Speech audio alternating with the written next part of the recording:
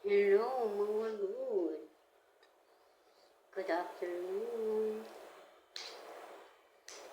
Kain pa tayo.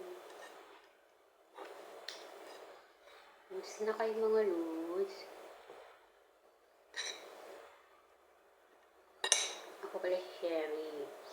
OFW ng Saudi. OFW sa Saudi. Since 2018 pa. Hanggang ngayon, di pa nakakauwi ng Pilipinas. Finish contract na sana ako ng 2020. Kaya lang, nagkaroon ng pandemic.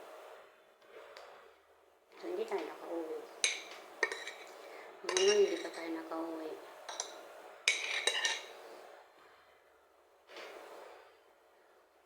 Pero okay lang guys, kasi nandito naman tayo pa magtatrabaho. Hindi tayo nandito para lang mag-banding-banding.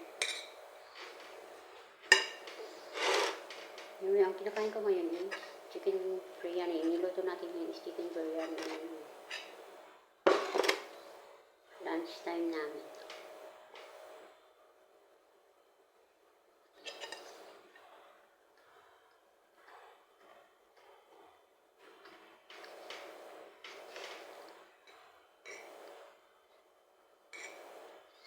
Itong chicken biryani yung mga lods.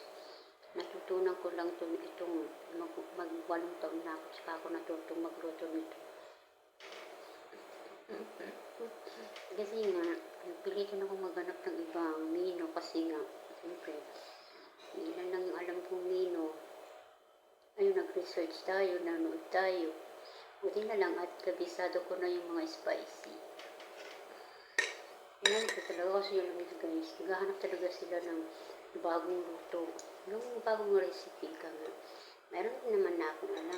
Alam niyo mga una kong niluto, hindi na ako nasarap sa mga una kong niluto. Mas masarap na nga yung mga bago kong niluluto.